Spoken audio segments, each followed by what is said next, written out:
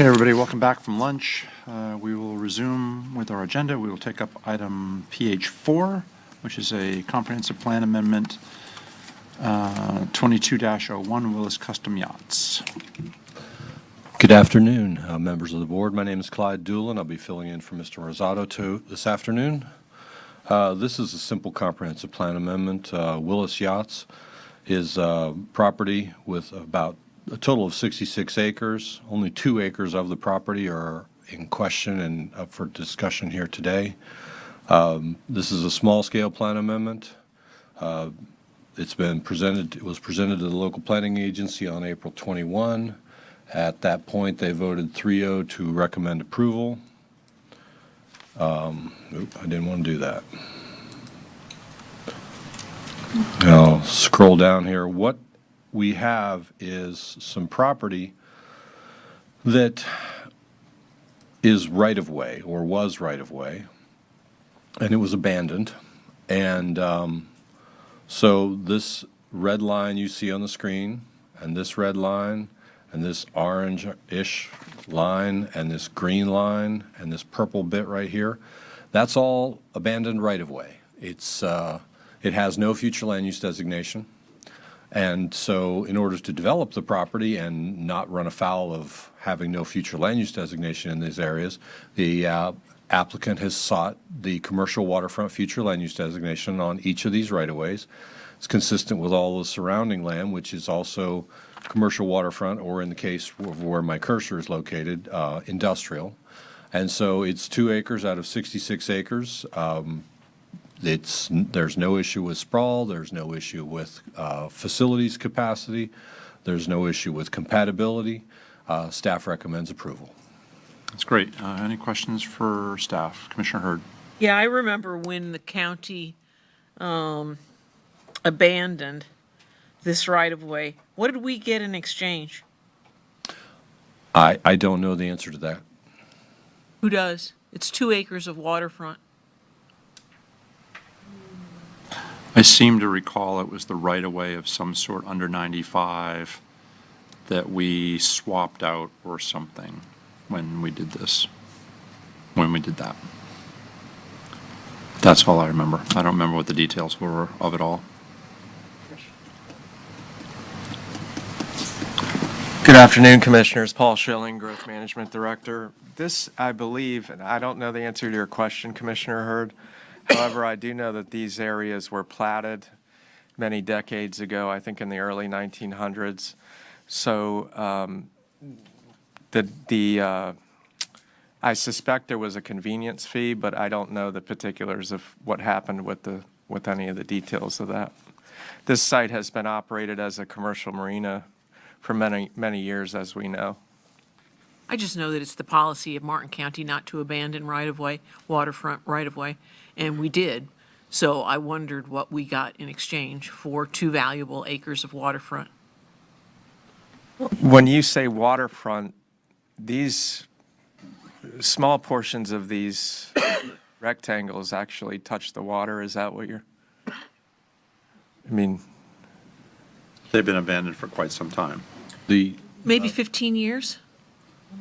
The chart on the map on the screen above the map gives you the dates and the resolutions: 87, 2002, and 2007.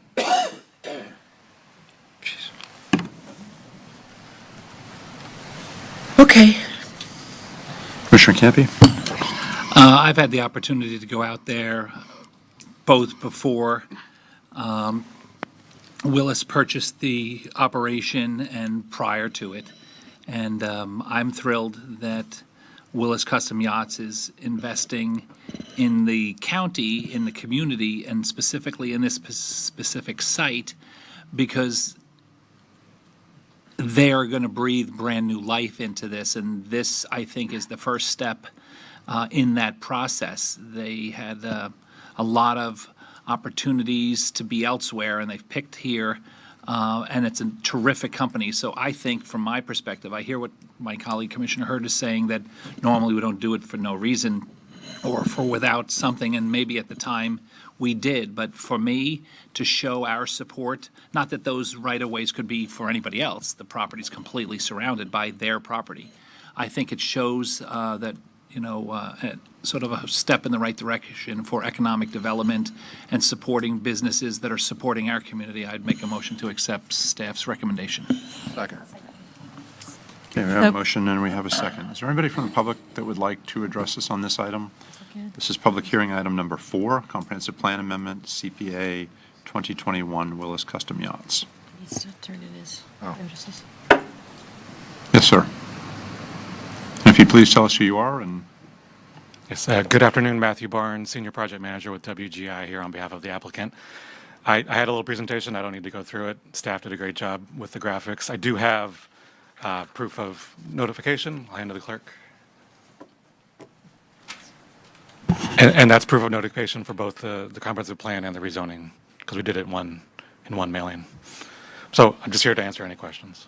Great. Any questions of the applicant? Seeing none, back to the board.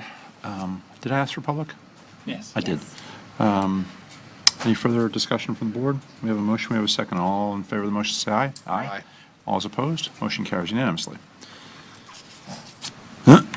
Next item is quasi judicial, public hearing to consider amendment of the Martin County Comprehensive or County Zoning Atlas to change the zoning and district classification related to the Comprehensive Plan Amendment, CPA 20-1, Willis Custom Yachts.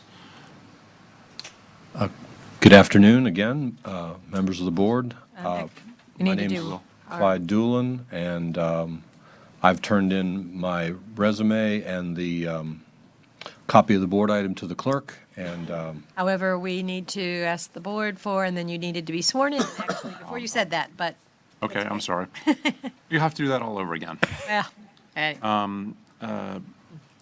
Commissioner Jenkins, They've been turned in. Commissioner Heatherington, They've been turned in. Commissioner Campy, They've been turned in. Commissioner Hurd. I have none. Mine have been turned in as well. Do we have any interveners? Seeing none. We need to swear in our staff and any witnesses. Raise your right hands. Do you swear or affirm that the evidence you're about to give will be the truth, the whole truth, and nothing but the truth? I do. Okay. I think that's it on all that. As long as Mr. Doolin's. I'm going to ask him, consent. I'm going to ask him again. Okay, sir, just, Can you start over again, Mr. Dillon? he could just say, I told the truth before. No. No, okay, all right, sir. Happy to do so. My name is Clyde Doolin, for the record, Comprehensive Planning Administrator. I have turned in my resume and a copy of the agenda item to the clerk, so that I think we are procedurally covered. As mentioned, the notice was provided with the earlier affidavit. There are 2 proposed zoning district changes within the larger 66-acre property, same properties we just discussed in the previous public hearing. The first zoning district change is to assign the waterfront general commercial future land use designation, or the most appropriate zoning district, to 2.065 acres that you just voted on in the previous public hearing. The surrounding property is all WGC, and staff recommends approval of that WGC assignment to that former right-of-way, that abandoned right-of-way. The other portion of this is a 6.85 acre portion of the 66 acre property that does not involve any right-of-way. It's currently industrial on the future land use map, and it has an LI zoning district, and the applicant has sought a GI zoning district on that 6.85 acre portion of property. There again, staff recommends approval. The site where the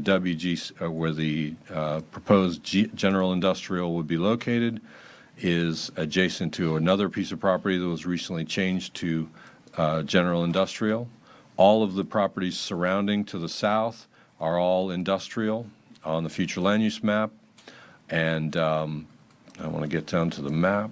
1996. Thank you. So here you have an excerpt of the zoning atlas. The property where on all sides of the right-of-way, or at least as shown here on the north side, is all WGC already.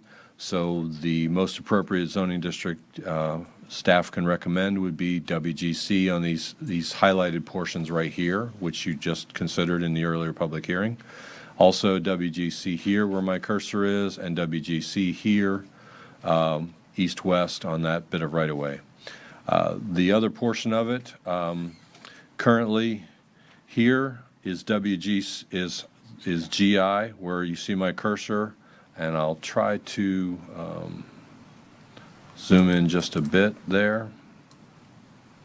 This is in 2000, it looks like 2000 to 2020, this property here that I'm outlining with my cursor was changed from LI to GI, General Industrial, in 2020.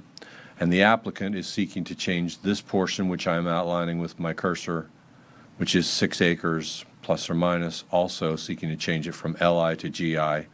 And it will be adjacent to their WGC, and it will be adjacent to their other property, which I believe is also LI. And staff recommends approval of that zoning district change to GI in this portion of the site. That is the extent of the proposed changes to this site for the zoning.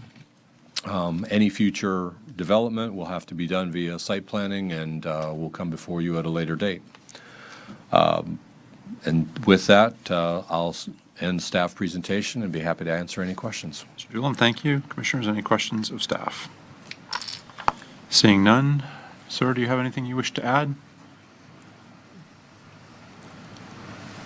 No, just for the record, Matthew Barnes, Senior Project Manager at WGI. Nothing more to add than what staff said, just here to answer questions. Great. Any questions of the applicant? Seeing none. Thank you, sir, very much. This is a public hearing. Anybody from the public wish to comment on this item? Seeing no one from the public, and we had no interveners, back to the board. Move to approve staff's recommendation. We have a motion and we have a second. Commissioner Hurd? Yeah, I'm not going to support the motion. The neighboring lands are overwhelmingly light industrial. Therefore, that would be the compatible most compatible use. Furthermore, the neighbors disapprove overwhelmingly, so I'm going to support the neighbors and the existing uses. Okay. We have a motion. We have a second. Any further discussion on that? All in favor say aye. Aye. All is opposed. Opposed? Motion carries 4-1 with Commissioner Hurd dissenting. Thank you, sir. Thank you. I don't see Ms. Manning here, but I can go ahead and get started on the next item if you want. Sure. Next item is Department 1, Office of Management and Budget items which require board approval. Ms. Manning, how are you today? Good afternoon, Commissioners. Okay, I have 4 items on the agenda, and the first item is permission to apply for the mosquito control grant to the State Department of Agriculture and Consumer Services. This grant is approximately $50,688. It requires a 25% match, and it's to purchase chemicals. And the 25% match is in the mosquito control division for chemicals. The second item is permission to accept the local planning agency funding through the Florida Department of Transportation. And this is for a sidewalk project, which is from Southeast Ocean Boulevard, from west of the Southeast Hospital Avenue to Southeast Palm Beach Road. And the grant amount is approximately $500,000. The total project cost is $602,461. And the match in dollars is program in FY23 CIP. And that's it for that one. The third item is a budget resolution to increase the substance abuse treatment assistant program in the general fund for human services. They receive a contribution from the court administration, the 19th Circuit Court, in the amount of $97,961. That those funding will be used for rental assistance, inpatient, outpatient treatment, as well as staff training and testing and supplies. The final item is a CIP revision for the Inner River Lagoon seagrass restoration. They're requesting an additional $102,000 for this project. The funding will come from the Hog Creek project funding, and that's due to the project being delayed at this time. And the revision will, for Inner River Lagoon for the water quality project. And that concludes my presentation. Very good. Commissioners, any questions? If none, we need a Move motion. approval. Second. We have a motion, we have a second. Anybody from the public wish to comment on these items? Seeing none, back to the board. All in favor of the motion, say aye. Aye. All opposed? Motion carries unanimously. I'm Thank you. sorry. Who? If I can pipe in for, I figured this would be the most appropriate point. We received a letter from the state that they have a local grant program that they've put out through the House of Representatives, and it is through the appropriation process, but you have to submit an application. And then also, we received communication from St. Lucie County that in their dialogue with the state legislative delegation, they were looking for a match. We don't have to do a match to put in the appropriations, but I was wanting to see if I could get approval, if you're interested, to do Cypress Creek and the Reach Center, because both of those were vetoed, were not approved as a appropriation. And then also, if you wanted us, if you would agree that we could do the medical examiner's design and ask for that. But I don't know if we'd want to do a match for that. Just for dialogue. We have to do it by July 15th, so we won't have any, our next meeting's not till the 14th. If you want more time to think about it, Let's come back to that. okay. At the end of the meeting, we're almost there, so let's just get through, let's digest that for a second. Okay. We'll go to item department number 2, contracts that meet the threshold of $1 million or more.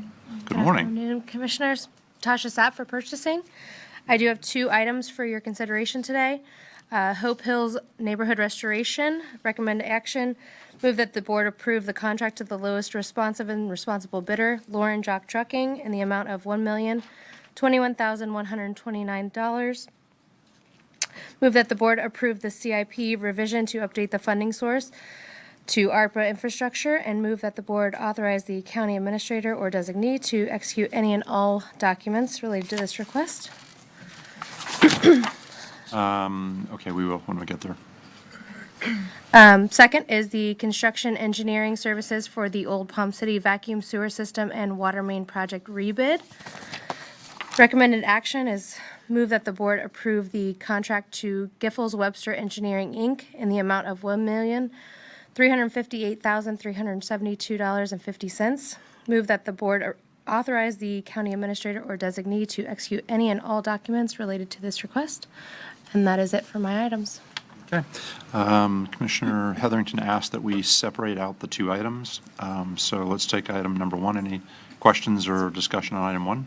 If I could just read mine, Sure. Mr. Chair. So I will be abstaining from item 1 here in departmental number 2 as a contract employee for Ferrera Construction. Although they were not the awarded bidder, I will abstain and have filed my Form 8B with the clerk. Commissioner Hurd, did you have a comment? Yeah, it's on 2B, and it's because there's a statutory requirement that no fewer than 3 firms be shortlisted and provide an opportunity to bid, blah, and we're ignoring that. How do we ignore statutory requirements? We only got 2. Emerson? Good afternoon. Yes, good afternoon. For the record, Sam Emerson, Utilities Department. That's a good question. We initially went out to bid on this project, and we received 1 proposal. We did a survey, or purchasing reached out to the other plan holders and to get some information on why they did not submit. Their response was basically they did not have an opportunity to speak with staff or have discussion before the bid award, which there's the cone of silence. So we revised the documents, we met with those bidders, and then we re-advertised it, and we only received 2 proposals. And so we've done our due diligence in our mind as best we could to reach out to as many firms to get interest in the project. Sam, you want to mention that for this project, there was only, I believe, 5 vendors that were actually eligible to do this kind of project through with the state of Florida. Wasn't that correct? Yeah, you're right, from what I recall. Yeah, there was only a certain few that actually could handle this kind of project, and we only received 2 bids. So we did our rebid, we tried to do our due diligence, and we only came out with the 2. I understand it. I read the item, and I understood that there weren't enough vendors who qualified or who were responsive. I just don't know how we skirt the requirement. If it's a state requirement, then to have 3, then how do you award the contract when you only had 2? Chime in? I have not reviewed this particular item. I think this goes through Sarah Woods because she represents the purchasing department. So I don't have specifics on this, and this wasn't brought to my attention. But I can say that Don might have it. Don Donaldson, Deputy County Administrator, the first bid did not meet the requirements of the state. The rebid, and with proper notice and advertisement, is your attempt to remedy it, your requirement. And after having done so, it's my understanding that we've met the requirement, that you've made all attempts to secure more than 3 or more bidders, and with this award, you have the ability to award even though you only received 2 bidders, or sometimes only 1 again. Compared to other large projects, similar projects, how does this bid look? It looks in line what we've received historically for the construction engineering services. They'll provide construction engineering, contract administration, grant assistance, and submitting documents for reimbursements on the grant, also SRF assistance and requesting reimbursements and providing the proper documentation. One of the things I think we discovered when we met with some of the proposers, there are not a lot of firms that specialize in vacuum sewer systems and construction management of those systems, and not that many firms in the state that provide design for vacuum systems. I think that was the issue. How many customers are they going to provide vacuum sewer service for? A little over 1,000 sewer customers. Okay. So we have some more big projects like this coming up. Yes, we do. We have three in the works and in the design phase.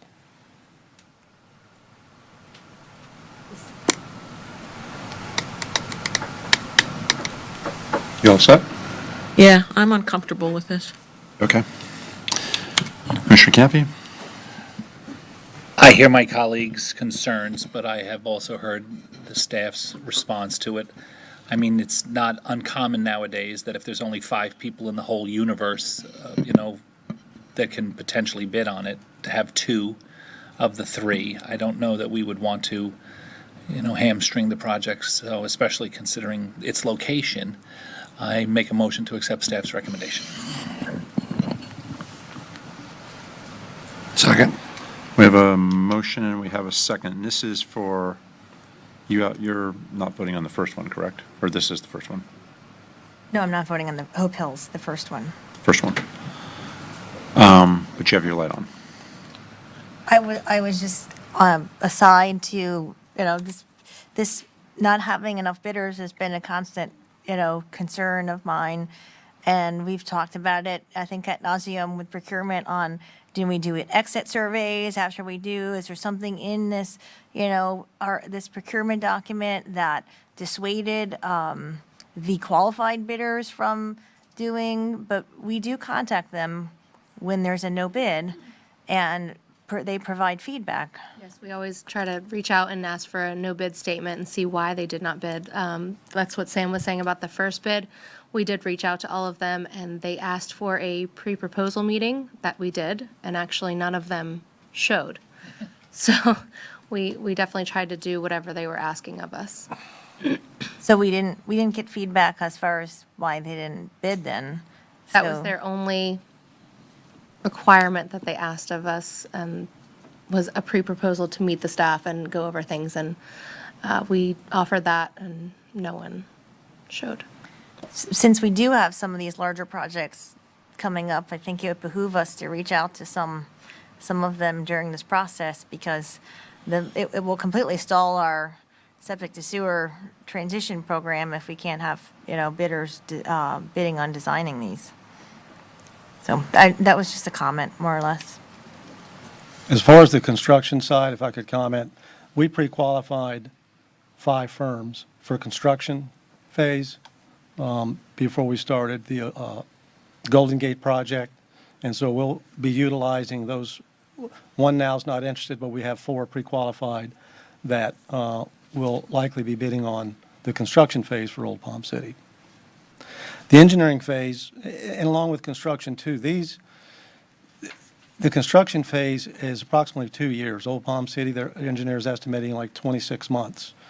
Some of the firms are a little reluctant to commit to a project in that length and put their staff and their time and resources out there with all the other projects that are available and grant funding and money's available. They're able to select and choose projects that are not so daunting. So we don't allow price increases throughout the construction contract time.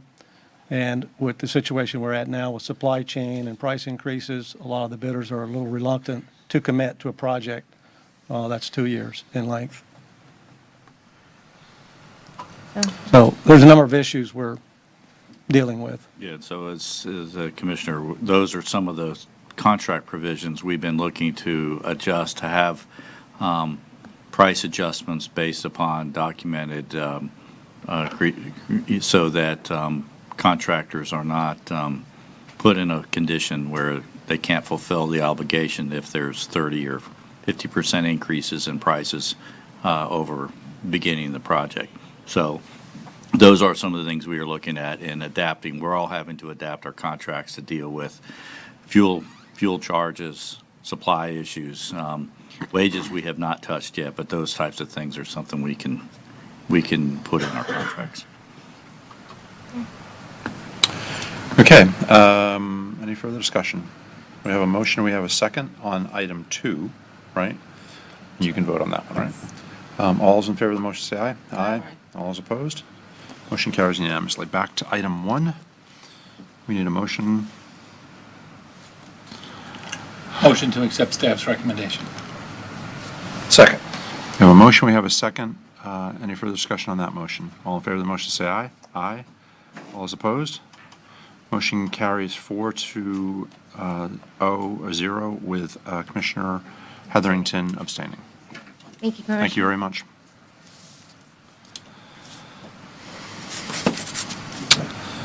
Okay, boards and committees with attendance requirements. Mr. Stokas, how did you draw this short stick? I guess it depends how short you think the stick is. Good afternoon, Mr. Chair. George Stokas, Assistant County Administrator. At your April 19th meeting, this body requested staff kind of come back and report on the various boards and committees and their attendance requirements.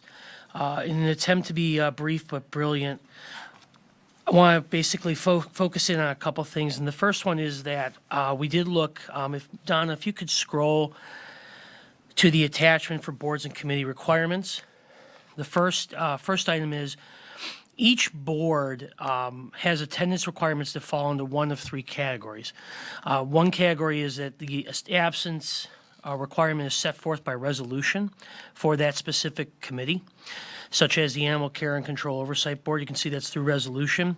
Or it is found in it's codified. I don't know if it's correct to say codified in statute or it's codified, either in the Martin County ordinances. So to change attendance requirements for various committees requires different actions based on how it was set forth. And then finally, the third category, which is actually the last, Don, if you could forward to the last council, is it's actually not been created by the BCC, and we would have to petition that through that specific entity. The other primary, another bullet that staff wants to bring to your attention is that the overwhelming majority of the attendance requirements for all advisory boards or oversight boards basically quotes failure to attend 3 consecutive meetings or more than 50% in a calendar year. To remove this type of language, currently, whereas it stands, the absentee rate allows for some members, such as at the NEC, to just miss 3 months in a row, or in some cases, such as the noise abatement committee for the airport, you could have a member that could be absent for 1.5 years before they would be taken off that committee. So there's a pretty big wide variety as it relates to absentee. As far as how to address the issue, staff could really only come up with one solution. It's not a coverall, but in the case where we have boards that have trouble gathering a majority, we've seen where you've been able to shrink the voting responsibility, but yet increase or remain constant with representation.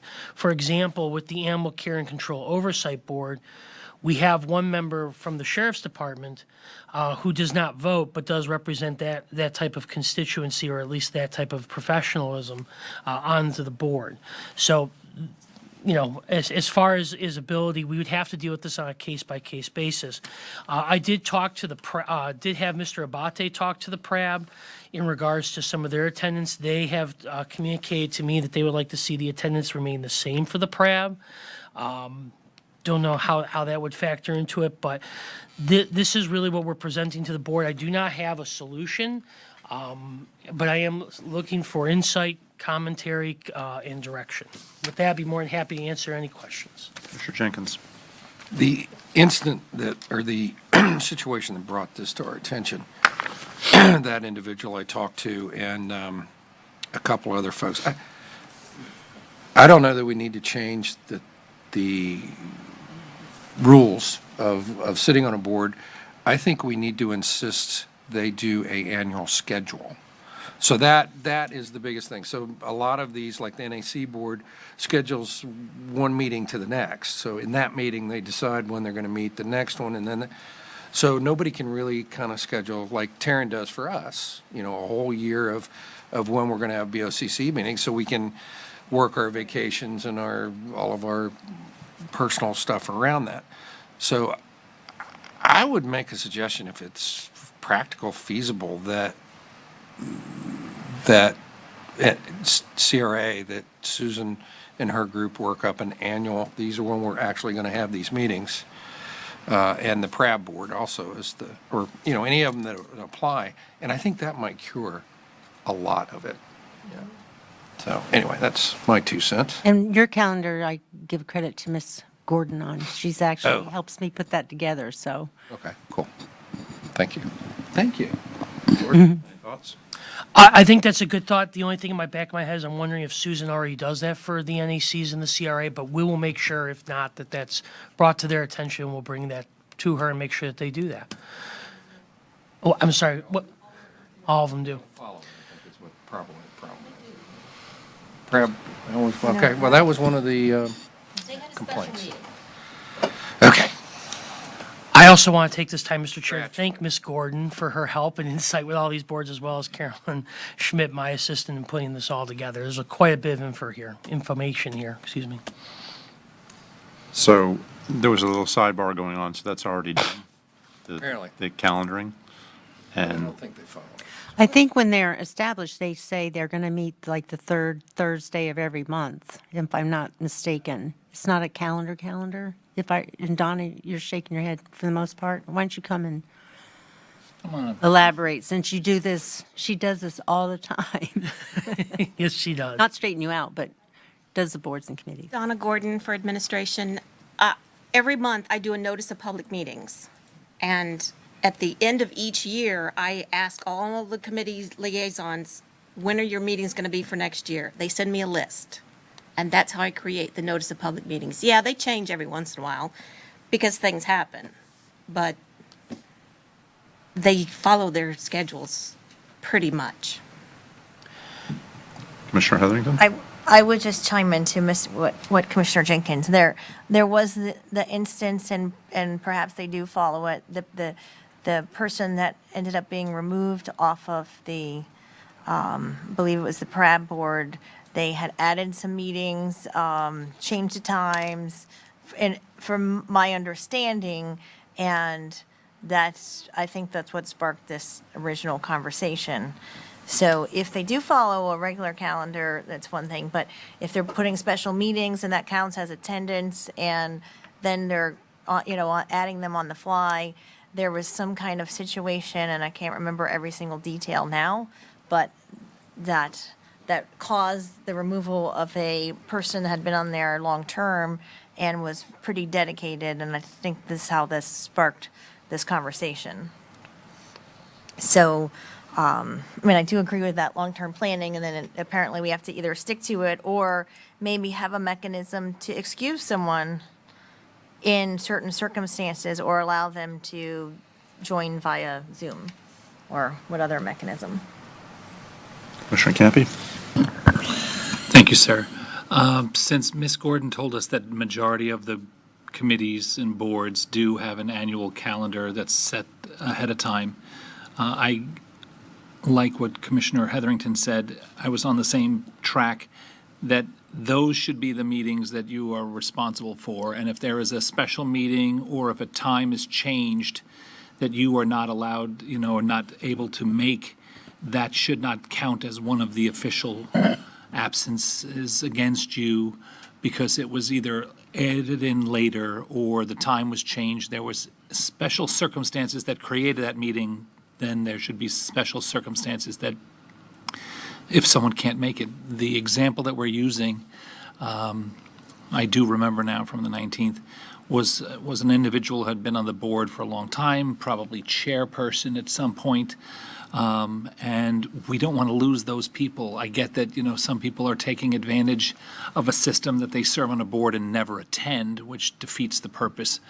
But there needs to be some either blanketed policy in place that they can all do, or in certain circumstances like that we get to decide on 100 other things why that person couldn't appeal to either the commissioner that appointed them, who then would bring it forward as an item and let us hear. Because, if someone took advantage and then took advantage of our lenient policy, I would like to know that versus someone that just got caught up in an opportunity that it just didn't work out for them. I don't want to lose that person's, volunteerism and then, send them off after years of terrific service to the community for free. And then we send them off like they've been somehow thrown out. So maybe we can create an option where someone can appeal it to the person that appointed them or to the district commissioner if it wasn't the person that appointed them, if we all did. There should be some way that it could come back to our decision-making process. George, you got enough input? Plenty. Or anything else? At least relative to this item? I was just going to say, just a Chicago Cubs World Series win would be good, but no, this will be fine. Okay, do you need any kind of action on that, or just, nope? No, I'm good. I'm just finishing that note, and we'll. Excuse me, just for purposes of giving notice to people, if we can, it would be better if you can come up with a board-directed policy that's approved by the board, so everybody would have proper notice of whatever we're moving forward with. So that's what I would recommend, just for George to come back with a policy for the board, so it's clear to everybody who sits on our boards, and so we can make sure it doesn't conflict with any of the existing ordinances or statutes that govern these different boards. Sounds great. Okay with that, George? I'm absolutely wonderful. And the Cubs World Series. The Cubs World Series. Okay. Thank you for that. Item 4, final approval of the contract to purchase and sell real estate between Martin County and KL Waterside LLC, and adoption of a resolution accepting and approving the warranty deed for the relocation of County Operations and Maintenance Facilities. Ms. Segura, how are you? Good afternoon. Carla Segura, Real Property Manager. This item is for the final approval of a contract to purchase and sell real estate between Martin County and KL Waterside. On February the 12th, 2019, the board directed staff to return with a site options for relocation of the operations and maintenance facilities. And the board allocated funds of $6 million. On October the 5th, 2021, the board accepted staff's recommendation of the KL Waterside property located west of Southwest Canner Highway and south of Southwest 96th Street. Staff has been working with KL Waterside and negotiated a contract for $120,000 an acre for up to 30 acres with 10% deposit in an escrow account. The parties agreed finally on a legal description, which is for 29.803 acres, and extended the investigation period through June 30th of 2022. There's a provision obligating the county to design, permit, and pay for the construction of Southwest Waterside Way, which is the access to the parcel from Canner Highway. A third amendment has been executed and can be found in the attached supplemental memo, which includes the conceptual site plan and typical section of Southwest Waterside and addresses KL's removal of a few items from the property. Staff has received satisfactory due diligence reports on all of the due diligence that was acquired. If the board accepts this contract, the final purchase price of the 29.803 acres will be $3,576,360 with closing on or before July 20th. Southwest Waterside Way's design and permitting will start at the end of the investigation period. The road will access the facility via a 2-lane divided road with lighting and landscaping. We've also attached a draft CIP sheet outlining the costs associated with the design and construction for the board's consideration and approval. We ask that the board approve the contract to purchase and sell real estate, along with the first, second, and third amendments for the purchase of the 29.803 acres, with approval of the proposed construction of Southwest Waterside Way, adopt a resolution approving and accepting the warranty deed, and authorize the chairman to execute any and all documents necessary to complete this transaction, along with the adoption of the draft CIP sheet for construction of Southwest Waterside Way. If there's any questions, we'd be happy to answer. That was a lot, thank you. Commissioners, questions for Ms. Segura or Jim? Can you tell me where the CIP sheet is? Yeah, it's on page 2172.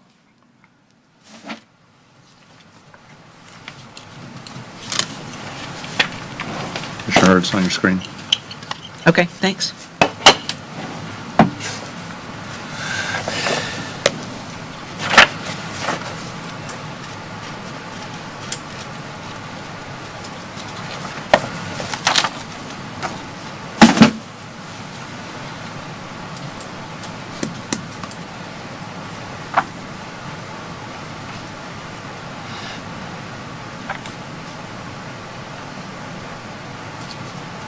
Did you have anything further? Oh, just waiting for you to. I thought that was the tee-up.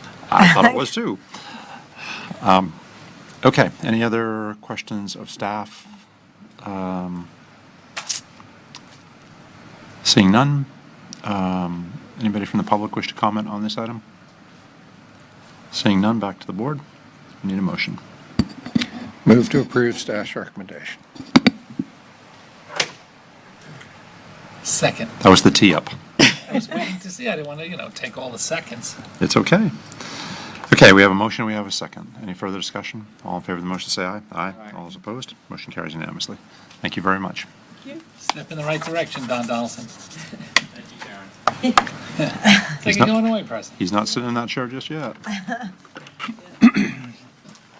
Close. Okay, last item on the agenda today, Community Transportation Coordinator, Transportation Disadvantage Program, Mr. Gordon. Good afternoon, Commissioners. You don't look like Mr. Gordon. Yeah. You want to go ahead first? Go ahead, sorry. Kick it off. The Transportation Disadvantage Program is administered through our MPO and provides transportation services to some of our most vulnerable citizens. Senior Resource Associates has been our contracted CTC since 2018. CTC means Community Transportation Coordinator, and they're going to present an overview of the current program. Thank you. How are you? Good afternoon, everyone. I'm Karen Deagle. I'm the CEO of the Senior Resource Association. We wanted to come to you today to talk to you about our program here and talk about some funding issues that we've had looked at, and hopefully that you'll approve some assistance to us for match dollars. Before I begin, though, I do want to congratulate the county administrator on such a long term. It is a tough job. And I can appreciate all your work over the many years, so congratulations. I just wanted to make sure I said that. Go ahead, if you could, Chris. Thank you. So, Senior Resource Association, we promote independence and dignity in our community by providing services to older adults and transportation for all. Senior Resource Association is a 501c3 organization. We are in Indian River County. We provide all the senior services in Indian River County, the community home-based services such as Meals on Wheels, adult daycare, a lot of senior support services, but we also are contracted by Indian River County to provide both the mass transit services as well as the door-to-door services, we are the Community Transportation Coordinator in Indian River County. We are also the Community Transportation Coordinator in Martin County.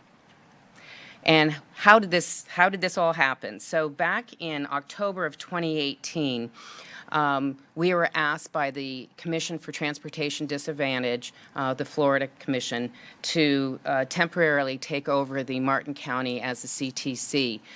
Your services that were provided at that time, the service provider decided that they would no longer wanted to provide those services.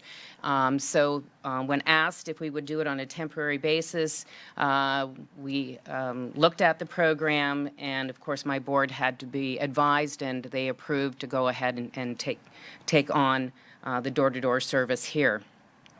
In July of 2019, we received an innovative service development grant for dialysis trips. This grant was through the MCORS.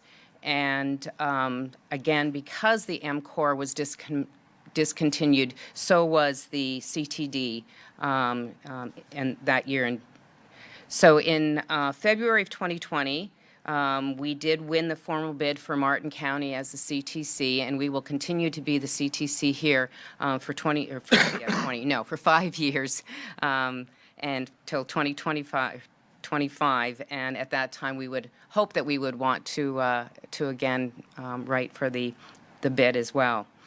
In April of 2020, we did begin the Indiantown Shuttle service, and that is on Saturdays.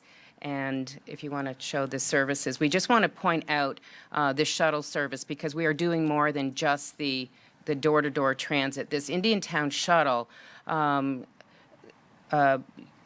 was in operations prior to us taking over as a CTC.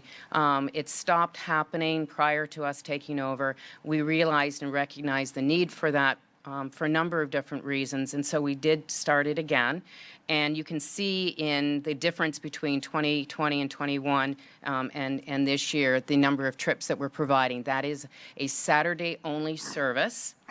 And I do want to mention that it is completely paid for through 3 different funding sources. The 5310 funds of $50,000, and then 12,500 through Indiantown themselves as a match, and another, the FDOT also is matching it at 25% of another 12,500. So that service has nothing to do financially with the county itself, but we are providing a lot of services service. The nice part about this service is that if we did not have it happening, a lot of these trips that are taking place on the Saturdays would then be part of the transportation disadvantage program and eliminating additional trips from others that need it. So it is a big help to the community. So who is a transportation disadvantage rider? The clients that meet the eligibility requirements are those, and this is from your TDSP, so you approve these eligibility criteria. So an elderly person, age 65 and or older, or disabled with no other means of transportation, or at or below 100% of the poverty guideline. And please understand, it's not an and, it's an or. And so the Martin County Transportation Disadvantage Plan, there is an estimated, through this plan, we have estimated there's about 65,940 people in the county who would be TD eligible. So the SRA, we provide trips. The hours are 6 a.m. to 7 p.m. Monday through Friday, 8 a.m. to 5 p.m. on Saturday. We have an average of about 11 new individuals who apply for services on a monthly basis. The total number of TD clients in Martin County is 389. And I want to point out something again. I just said another number of over 65,000. So there are 65,000 persons that are eligible under your eligibility criteria to be eligible for this program, but only 389 currently are being served. And that is because of the limitations that we're putting on. We have to put on the trips because of funding. So geographic locations of trips, we wanted to point out where the trips are originating from. The number of trips that we're providing, Stewart, 52% are using the trips coming out of Stewart. Then the next is the Jensen Beach, Port Salerno, Palm City, and, Indiantown and Hobe Sound, as you can see. Karen, can I? Yeah, go ahead. Second. So on that previous number, the 385 versus the 65,000, have you had, do you have a number, or do you have people that have said that they want to take advantage, but there's not enough funding? I mean, do you have that number, that there's 20,000 have asked for it and we're not supplying that 20,000? So no, we don't have the number of people for the eligibility, but what we're having to do is limit the number of trips of the people that are signed up for it. We haven't done any marketing. We have not done any outreach in the community offering the trips. We're just trying to manage what we have right now on a limited basis. Didn't know if there was. Yeah, it's Like you have X amount of dollars to do what you're doing, but you have 5,000, 10,000 other requests that we can't fill. What's that? Go ahead. So, hi, I'm Chris Stevenson. I'm the Director of Transportation for the Senior Resource Association. So in Indian River County, where we are also the CTC, very similar population to Martin County, we have over 3,000 unduplicated passengers. I'm fairly confident in saying that our numbers would be very similar in Martin County if we didn't have those limitations on our trips. The limitations is the funding. We don't have enough funding to provide the trips because we're limiting the trips that the people take, which will show. So Indian River County's funding versus our funding is what? We'll get to it. Yeah. And then the other question, or not question, statement though, you also, I would imagine, you do over 1 million trips a year with your regular public transit. 1.2 with the fixed route, that's correct. And so on the marketing side of it all, I imagine that with that many people doing that many trips, there's an awareness, a much larger awareness of what's available and where you can come, where you can go, than what we have here, because it's a whole different type. We haven't even come close to reaching where you all have gotten in the last 10 years. Right. We do a lot of outreach in Indian River County because of first of all, the availability that we have of the trips. At this time, in Martin County for the paratransit in itself, I wouldn't want to do any kind of marketing or outreach because we wouldn't be able to provide the trips, and that would be a real shame. Right, got it. Okay, thanks. So just to kind of give you an idea of what's happened with the state funding for Martin County, when we took over in 1819, for those 9 months, we had a remaining of $317,000 left.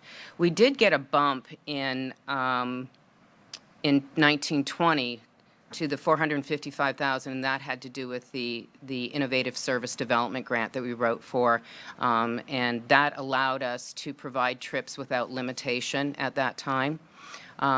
So when I say without limitation with the individuals that were signed up already to be on this program. Obviously, unfortunately, I should say, the Innovative Service Grant went away, so the dollars decreased. And then, as a perfect storm situation, the CTD, Commission for Transportation Disadvantage, changed their formula. And that made a difference with your funding here in Martin County. You were one of the counties that it decreased because of that formula change. And so, Chris, do you want to explain the formula change? Sure. So the Commission for Transportation Disadvantage, based out of Tallahassee, they were using a formula that they had been using since the 90s to determine how much money each county got. And so they decided to revise it a couple years ago. And so the first thing that they take a look at now is the county's TD population that's based off of the census data that Martin County has. And then they also take into consideration miles of public roads in the county. Those two items are a very small percentage, like 5% of the formula. Number 3 on the formula is where they decide the funding the most, which is based off of how many trips you did the previous year. So the number of trips we do this year affects our formula, determining how much money we'll get next year in Martin County. And then the fourth one is they say they have a base number that every county gets to try and keep it consistent. But those are really the 4 main things that go into our formula, determining how much money Martin County is going to get through the CTD every year. So with the local funding for Martin County, again, you are required, or when we receive those dollar amounts, there's a 10% match that is required by the county. And of course, every year, and thank you, you have been providing the bare minimum of 10%. And so you can see it adjusts accordingly to what the full amount was presented for the last 5 years. The ridership, of course, follows right along with that graph. We hit in 2019-2020 our highest peak because of the ISD grant. And then the projection this year, as you can see, with only the trip and equipment grant, would be the 7,916, lowest that we've pretty much had. So I wanted to point out to you that 10% is the bare minimum that is required by a county to receive the trip and equipment grant. And this is a table of all the urban CTCs in the state of Florida. And Martin County is considered an urban CTC. So as you can see, Martin County is stabilized at the bare minimum, as I'll say, the 10% match. You will see on this table how much overmatch other counties are providing. And that's really important when we go back to when we're talking about the number of trips and the formula.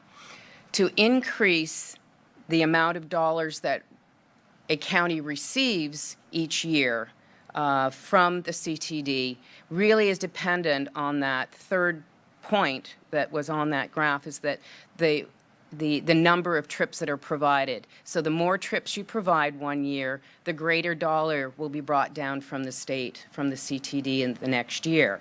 So the communities that are overmatching continually, their numbers are going up, their trips are going up, and so the dollar amount is coming down. It's basically they want the local communities, the local counties to have some skin in the game. So with additional local funding, as I said, riders, we wouldn't have to limit the rides that people have. And this is what's happening right now here. And it's really unfortunate because a lot of the riders are dialysis, individuals who have dialysis. Dialysis, usually persons have to go 3 times a week. And so there is a limitation on the trips that we provide, and we have to prioritize those trips as well. Medical appointments are a priority, and then grocery shopping, education, and employment. So most of our trips are going to dialysis persons.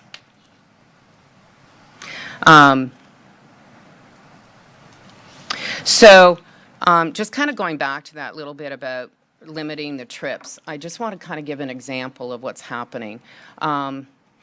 Because the Martin County are limited in our dollars that we provide, there's a limitation of how many trips, and I thought we had a graph on that. It's 3 round trips a week or 6 one-way trips a week. Yeah.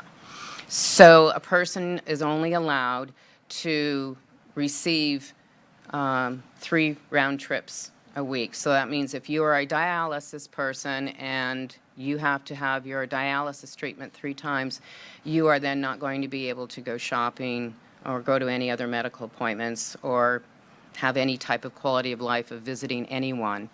And what a shame. And then even if you are not on dialysis, and I know we've kind of focused with that, but, I'm thinking to myself, oh my gosh, if it were me and, I had to plan out whether or not I needed to go shopping, or if I had doctor's appointment that week, or how am I going to manage being able to, have quality of life, because I'm only allowed to go 3 places that week. 3 places, that's it. So what we have done, we've got a few different scenarios here of funding and match dollars, and what we're asking you as the Board of County Commission to hopefully come up with a little bit more dollars for this program. So first of all, we're definitely getting the trip and equipment grant. We're getting that in the amount of $300,098. So we know that we are asking you for that match of $33,344. What we have done is there is an ISD grant that has been provided, we wrote to the CTD, Innovative Service Grant, and it was, each county could apply for up to $750,000. We did the max for Martin County, the $750,000, and it does require a 10% match, which would be $75,000. We did get word this past week, thankfully, that we are on the books for full funding. I'm so pleased.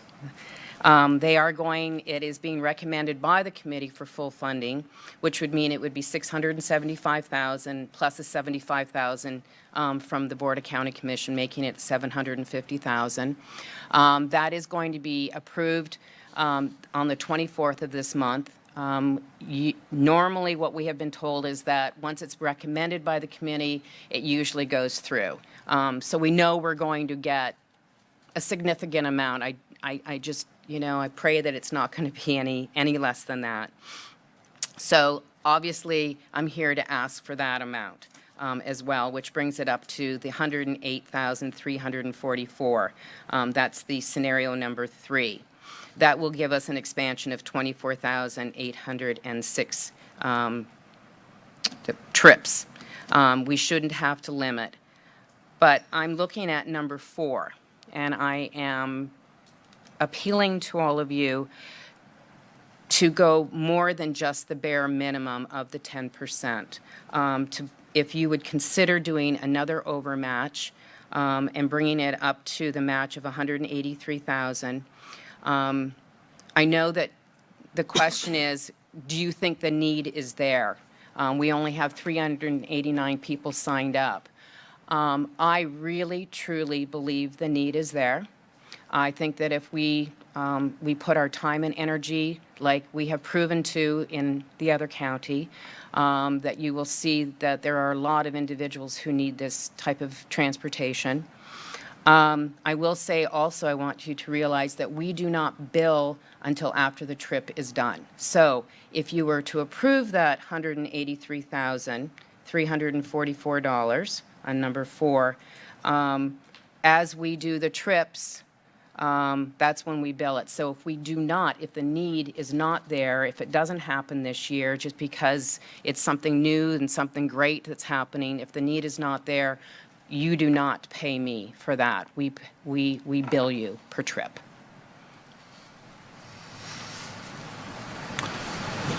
And so if you were to do that number 4, it would be, you would be doing the match of 450%. And the best part about that, too, is that next year, we accomplished that number of trips, the 28,000 trips. Now more money is going to come down from the CTD, and we're going to start to build that bank rather than just the 10% required match. So on an unrelated but related question, you said that Indian River County spends a fair amount of money marketing. What's that number look like that's outside of all of this? Well, it's all, actually, we don't spend a great deal. We have brochures, we do a lot of social media. We do a lot of outreach. We're at health fairs and different things like that. So I'm sorry, I don't have the number, but it's, it is, we have great relationships with the medical community. Cleveland Clinic, I know, is here. I have a great relationship with them already. And, it's just outreach. It's just simply letting people know, that we're there. So, yes, health fairs and simple things, but radio, some radio. Okay, thank you. Commissioner Campy. Thank you very much for shedding some important light on this topic. When I had the opportunity to meet with you all, and you went through these slides and these numbers, I was embarrassed on behalf of the county, because obviously the issue, the need is here. What you both said is that we're only allowing people to do 3 rides round trip or 6 individual one-ways per week. So of course you can't market or promote. You almost have to keep it a secret. Absolutely. And the reason that our numbers are there is because even if you're giving someone 3 rides a week, round trip, it's not enough. So they still had to have some other option. So I think handled appropriately with our appropriate funding, which I'm praying we give you today, we should see those numbers increase exponentially. We have always said, and in my mind, we always consider Indian River our sister county. Logistically, on the same coast, separated by one county, the populations are similar, the economics and socioeconomics of their population versus ours are similar. And so it's not like you are asking us to take some crazy leap of faith with the numbers that you're telling. We know exactly what those numbers are. They're happening right up the road. And so that's just, county to county. And then I start to think about, and all of us can, who are the folks that need these rides? Now, never mind, some of these rides are from a couple of years ago. How about inflation? How about gas prices? I shared with you at the time that my mother has her own little kind of mass transit. She has about 6 or 7 women that she looks after, and she's still able to drive. She's in her mid-80s, but she's still able to drive, God bless her.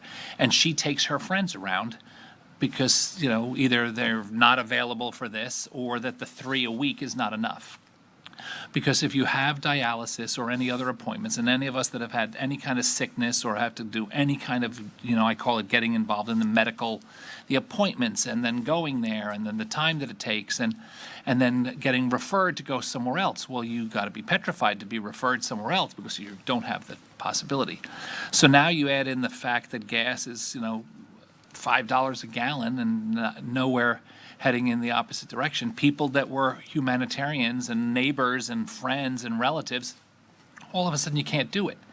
And so, we always talk about our senior citizens or our medically challenged or our transportation disadvantaged having to make choices. And, I can't imagine having to make a choice of not going for your treatments or postponing or trying to jumble them together or asking relatives or people that could give you rides. All of a sudden, it's expensive. And so I think, to just kick off, if you could go back to the perfect. When we met, there was only 3 options. And I thought you were being very conservative and realistic, and based on our history, you weren't really asking for a lot. And I had asked you to create option scenario number 4, which would take us to 183,344. I would make a motion right off the bat that needs to happen today. And then that sort of addresses some of the issues. But what I would like to ask my colleagues is that if you could all agree that we should do that today, I think next year we need to have a conversation and hit it again, because I believe that the numbers will tell the story. I would have actually done and I'm not trying to put the pressure on my colleagues because I'll take what I can get. A 183,344, but I would have made the overmatch instead of being 75,000. I would have made it 150,000 and made the number 258,388, because with what I just said, gas prices being different, if this was 2 years ago, yes, we need to do this. But under the current set of circumstances, we need to do more, because we need to allow the people that know about the program to utilize it, so that where you say trip limits, shame on us to offer trip limits. So that would be first. And then secondly, there's probably other people with, as Commissioner Smith said, even with a little bit of marketing, even word of mouth marketing or social media marketing, people will need to take advantage of this. People that didn't need to take advantage of it a year ago will need to take advantage of it now. So I'll take 183,344 as a bare bones today, but I would really prefer a 258,388. Thank you, sir. Yeah, I agree that we need to improve our service, but I think that the scenario number 3 is the one that's the most attractive to me right now. The expansion is nothing short of astonishing for 1 year and for a $75,000 additional investment. So my preference would be for scenario number 3, and then see what it looks like next year. See what kind of ridership we get. All set? Yes. Commissioner Jenkins? I agree with Commissioner Hurd. And I want to point out that on the one graphic way back, that 52% of these rides, existing rides, are produced out of the city of Stewart, that are, if I remember correctly when we met, are not contributing a dime to this, correct? No. Okay, well, Is it all MPO funded, or does some of it come from the general fund? It's all MPO. I mean, the Village of Indiantown is given their 12%, I think it was, or Make any contribution? No, the city of Stewart doesn't make any contribution, Don Donaldson, Deputy County Administrator. The funding comes through the state, through state grants, and then our local match. There's nothing else that the municipalities contribute. But where are we doing our local amount? I thought it was general fund too, because we see. Our local match, the whole local match is coming out of the county funds. no, Yeah, general she said Indiantown is, didn't you tell us Indiantown is? Indiantown Shuttle is, has their own, just for the shuttle, on the Saturday, they're Okay. providing the match for Indiantown. And just for clarity, the Stewart includes both the incorporated and unincorporated portions of the city of Stewart. So for instance, I live in Stewart, Commissioner Hurd lives in Stewart, our mailing address is Stewart, but we're not in the incorporated section of Stewart. Okay. No ride for you. So the match budget is coming out of Jim's public works budget, out of the transit operations. But again, if it's That's funded with, $33,000. if it's funded with the general fund, then the residents in the cities are paying for it. Yes, that's Okay. correct. It is general fund. I'm sorry. Yes, you're correct. Commissioner Heatherington. I also lean towards option 3, just because we would, certainly we're underserving, but we would go from 9,481 trips, which we all agree that it seems like that there are more trips that need to be served, to the first year if we had the availability of 24,000. So that's quite an improvement, I think, and we can look at those numbers in a year from now. Do all of the funds that we commit, are they going directly for the operations for the trips, or do we also pay for marketing? So within the budget itself, the trip cost is the amount per trip. And so there's a number of factors in the formula. That formula is made up through the state, so we have to put in all of our budgetary numbers into that formula. And part of that would be, I'm sure, a small amount of marketing, yes. So the state determines the formula of if we allocate $108,000, then How much this is each how trip many costs. trips will be provided. Yes, how much each trip costs, and so that will determine, and that's how we come up with the 24,806. And I just want to make notation, too, that at that number 3, even though the numbers went up, I am not sure, it has not been clarified yet by the CTD whether or not they would include those extra trips in next year's formula to be able to provide us more trip and equipment dollars.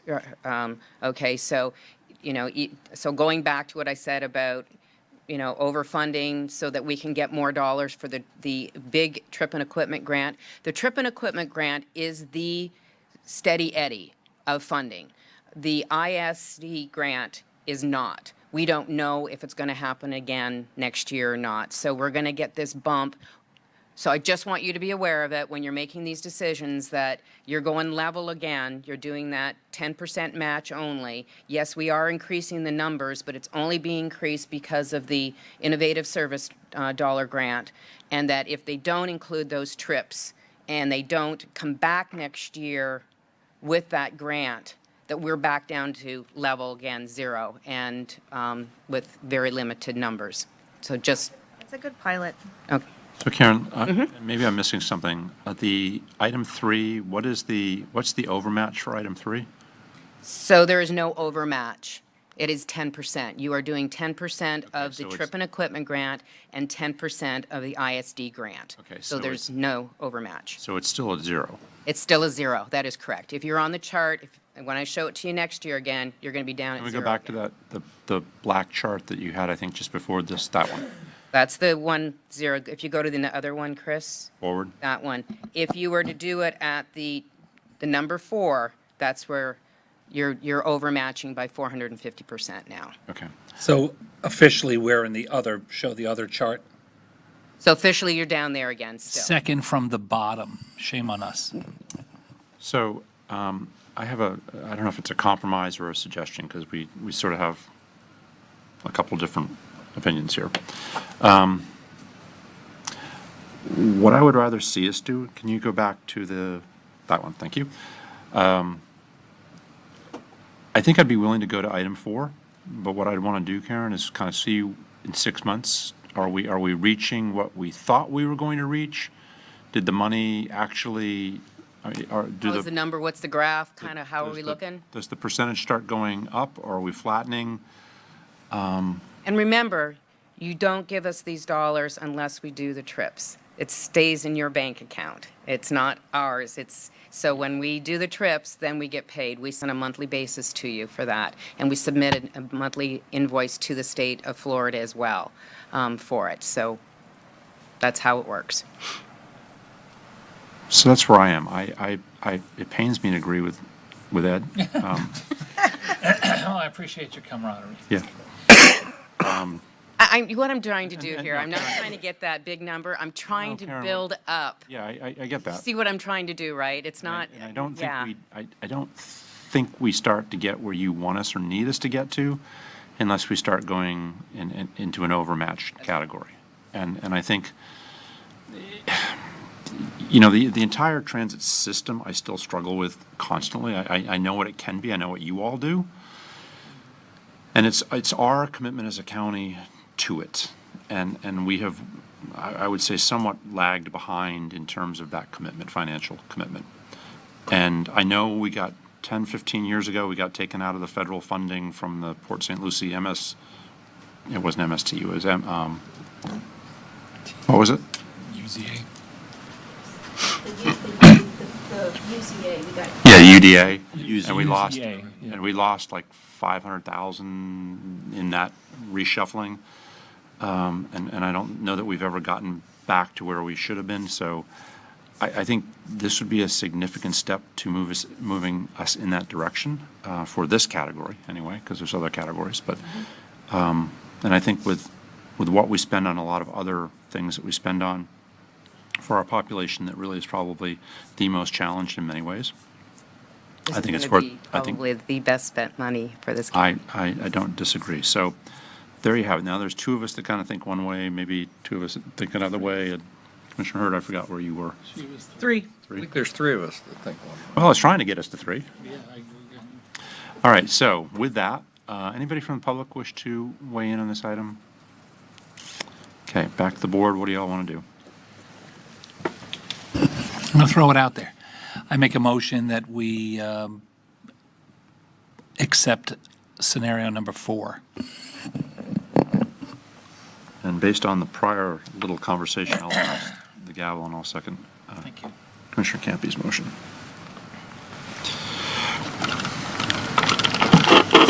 Can I just say that our annual budget is over $500 million, and we're talking about $183,344. We spend more at the golf course, at a park, anywhere else. I'm not trying to, put the pressure on my colleagues, but this is super important.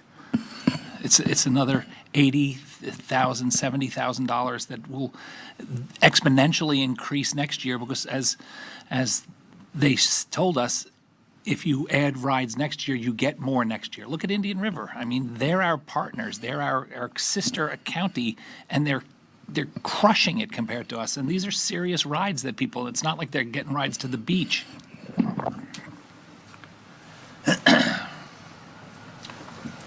Commissioner Jenkins? So I'm just basing it on what you have in front of me. We're not limiting rides we are increasing our trip rate by just under 3 times. And yes, if we don't get this grant next year, we can have this conversation all over again and do exactly what you want to do. So we're not limiting rides. It says right there. You're tripling the amount of existing trips that you're doing today. So you're going to add another 70 grand to increase the trips by 4,000. Am I missing something? Essentially, what you're doing is looking at the alternative recommendation from staff, which we already have $65,074 budgeted. Right. So you're looking at another $118,344 from the general fund to go toward this, if you decide to go with that option. With 4. Right. Right. Or 75. No, I'm on 3. 33. Right. Yeah. Commissioner Jenkins, to answer your point, the overmatch, if you go back to the chart, I get that. no, not just where we are on the list, is if you are a granting agency and you're looking at where do you want, and we've heard from our presenters that our grant numbers are going lower and lower because with everything we talk about, if I'm divvying up state funds or federal funds towards this program, I look at the counties and say, okay, Martin, how much did they do above the minimum? Because we legally had to do 10%. We do $0 over the minimum that we need to. And Indian River, just using them as an example, they do 642% over the minimum. So if I'm deciding who gets the money, I give it to the other people. St. Lucie County, 1,974% over. So I don't see why we would be in the mix, in the running for grant dollars if this is how serious it is to us. We don't give a nickel over the legal minimum that we're required. So I just thought that the 75, and I'll end it there, but I just think that for $75,000 to put us in the mix, I think you'll see next year and the year after is that we're going to get some of this money. I mean, Okaloosa does 192%. There's only 3 counties on the whole list that does nothing. You have other lights? Oh, I apologize. Commissioner Heatherington, this is an old light.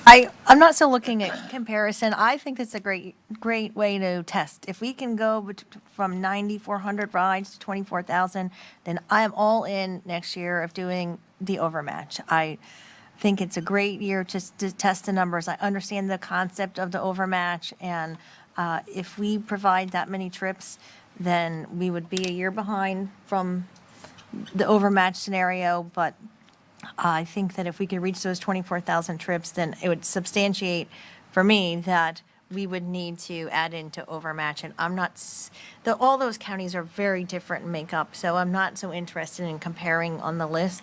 But if we can get the grant this year, allocate those funds, get those trips, then I would be more than willing to consider the overmatch in the years to come.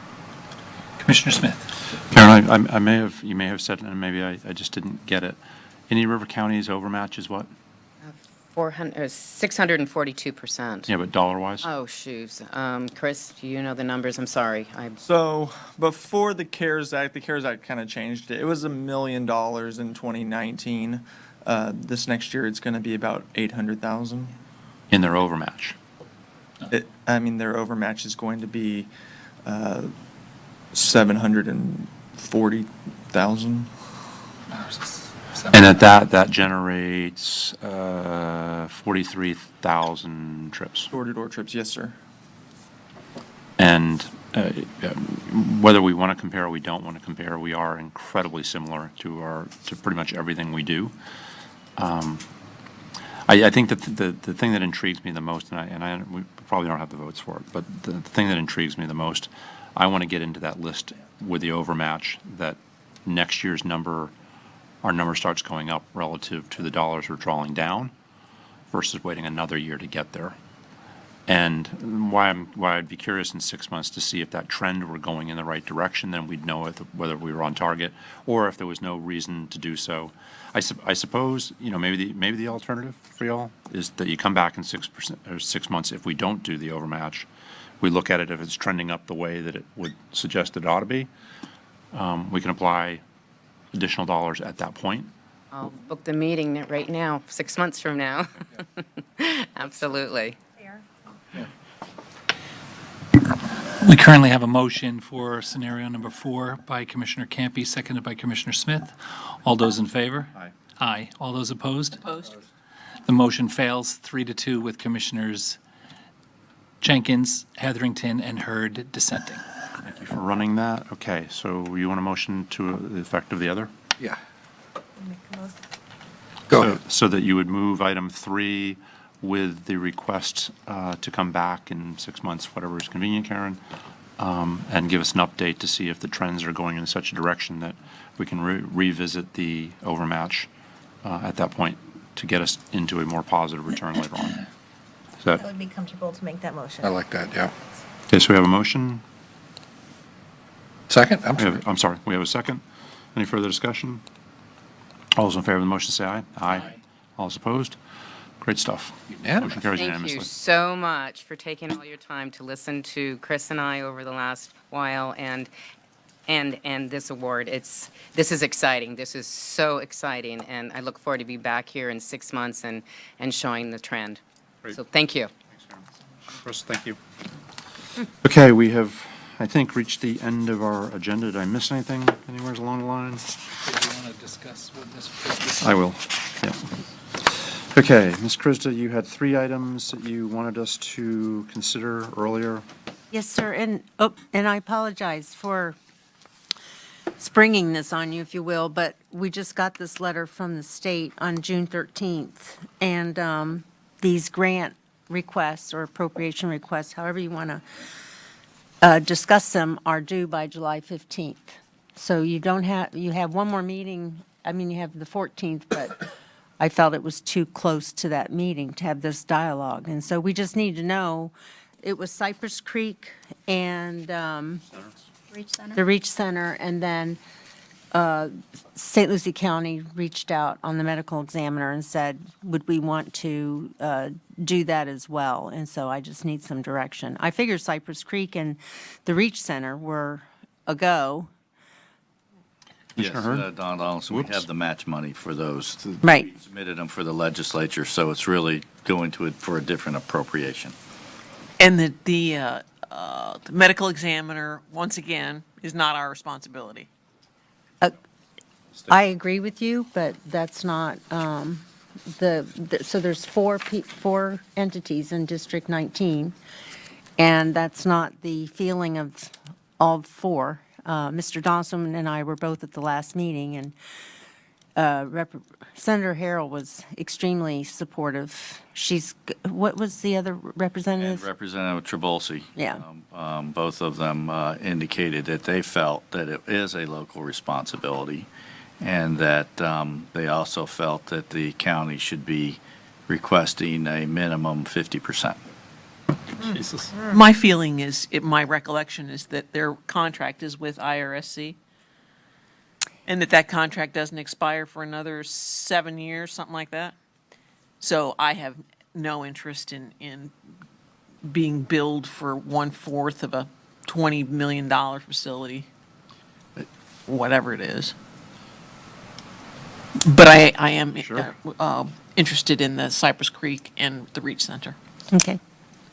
Mr. Donaldson? I just want to say, of course, I've just been, with the medical examiner, there is some risk by not participating, and and it is in the way the medical examiner has an ability to simply charge us a per patient charge no matter what. So if the medical examiner did a traditional, go to a private business, pay for their build out of their facility and included the rent and everything else, they could effectively bill us on a per unit basis what it costs to build what they want. So I think there is some risk, at least. I don't know that it's a real threat, but certainly it is a risk on how they choose to bill us for the services.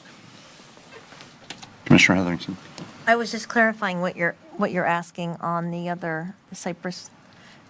You're asking us for the match? No, well, two things. One is, do you want us to apply to appropriation through this local grant program, which will require us to fill out an application and to go through the normal process? But we've been encouraged by the representatives, House representatives, that a match would make it more favorable for us in order to receive those funds. And so at first, the first interpretation when this first came out, the interpretation of what they were putting out to the local entities was that every one of those appropriations would require a 50% match. Then they circled back around and said, no, we got further clarification from the representatives, the House of Representatives, and it does not require a 50% match, but it's highly encouraged in order, again, to get that more favorable ranking or rating, however they go through it. And their decision. Did we already have that match set aside if we were to been awarded them in the beginning? No, sir. I thought you said I thought you did. for the REACH, yeah. For those two, yes. Mr. Donaldson said yes, but you, the last conversation we had on this, we had discussed whether or not if we were going to partner with the other three entities and go toward the design. Conversation. Get off that Medical, conversation. Okay. medical aside, we have. There's general positive support for the first two. Right. The third one, I think, is a separate conversation that we could beat up some. Okay. if we want. So That's My only fine. question is, did we already have that? Yes. The Reach Center, we had set aside. That's what I thought. Yes. It was it 50% for the Reach Center, George? Or, I know Cypress was. You set aside 1.4 million for the REACH. And we asked for $1 million? Yes. Yes, we asked Yeah. for a million, yeah. And Cypress Creek, I think, was similar. Cypress Creek, we had a 50% match. Yeah. Okay, so on those, let's deal with that separately, maybe. So if we can get a motion for, if you're interested in supporting those first two items for the grant application for, or applying for the grant. Move that we pursue grant applications for number 1 and 2 With the matches. with the matches that we had set aside Allocated. previously. Perfect. Perfect. Right, I'll second that. We have a motion, we have a second. Any further discussion? All in favor of the motion, say aye. Aye. All is opposed, motion carries unanimously. The third item, anybody want to make a motion on that? Commissioner Campy? I'll jump in.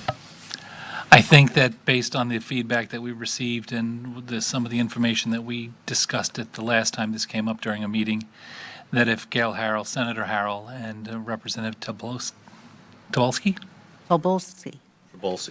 Trabulsi, and then our colleagues in St. Lucie and Indian River County and probably Okeechobee, was it the 3 other counties that were interested and just us were not? Or was it 2 and 2? No, sir. The one who was pretty much the most receptive was St. Lucie County. Indian River has shared our concerns as well, and Okeechobee raised the issue that they are a constraint, one that they consider them a constrained county, fiscally constrained. That's right. They're at their maximum millage that they can be. And so, Plus, percentage-wise, if we look at the population of the 4 counties, I believe that either maybe with our staff can do the research about, it's not just a matter of dividing it out equally, because maybe we find out, patients or formula. clients, people have had to use from Martin County, how many people have used the medical examiner. I didn't bring my notebook down, but we pay based on our usage. So St. Lucie County pays almost half, and we're about a quarter, and Indian River's similar to us. Population And Okeechobee sort is, of balances it out. right. I believe that we should continue at least the conversation with our neighboring counties to understand more exactly what Mr. Donaldson said is true. If they're going to, start billing us at a different rate, and, we're trying to have a regional approach. I don't see how we would just say we're not participating if Indian River and St. Lucie feel that they are, and Okeechobee doesn't have to. I would make a motion that we continue the conversation and dialogue with our neighbors to the north to see what would be a fair approach to us funding the facility. Now, I think all of us agree that the facility is, decades beyond its functional usefulness. I've only been there one time a long time ago, and it really needs a redo. And I know they have a new medical examiner after Dr. Middleton had passed away, retired and then passed away soon afterwards. I don't see how we just say we're not doing it. I don't think that sends the appropriate message of regionalism. Thank you. Well, we can still submit a request. We just don't have to include a match. We've just been told. And this is for just the design, it's not for construction. And you could do a 25% match. Stop. I'm just giving you your options, that's I all. know you are. This is my last chance. I know you are. Literally, huh? Okay. She didn't tell us what to do. Well, she's getting there. That's next meeting. It's a good thing we do. I'm turning off. It's a good thing we did all the appreciation thing first thing. Anybody else? Anybody want to make a motion? That was a motion, so I don't hear a second. So if we take no action, we don't have to take a motion, there's just no action. Action. Okay. All right, that brings us to the end of the meeting. Commissioner comments, Commissioner Jenkins, Good, thanks. Commissioner Heatherington. I'm all set. Taryn, great, Oh, yeah. great end of the last meeting, and we all appreciate you very much. Well, thank you, and thank you for the T-shirt you gave me this morning. That was a good chuckle. Campy. Ms. Krista, it's almost surreal that, that this is the end of your last meeting for us. I'm sure it is for you as well, but, all of us, actually, no, 3 of us have only been here. I caught a little bit prior, in the beginning of my term, but for Commissioner Smith and Commissioner Hurd have been through a lot of different administrators, and I think for the folks that might not have been paying attention this morning, I think Mr. Donaldson had a couple of statistics that are worthy of repeating. One, you've dedicated 35 years of your professional career and of your life to Martin County, which is remarkable for anybody to last that long in any kind of job. 35 years is fantastic. And that you've also were our longest-serving county administrator at 11 years, with a normally, probably nationwide, the life expectancy, professional life expectancy of an administrator or a manager is probably just a couple of years. And so you had 11, and that also that you are of your own accord retiring and not being sort of shown the door by the board. You, this morning, there was a little recap, but we have each, as individual commissioners, have to sort of handle our own set of business. You have to handle 5 of us and all of the county. I've said many times, you are responsible for over 1,000 employees, approximately 1,100 employees, and like I said earlier, a budget of over $500 million.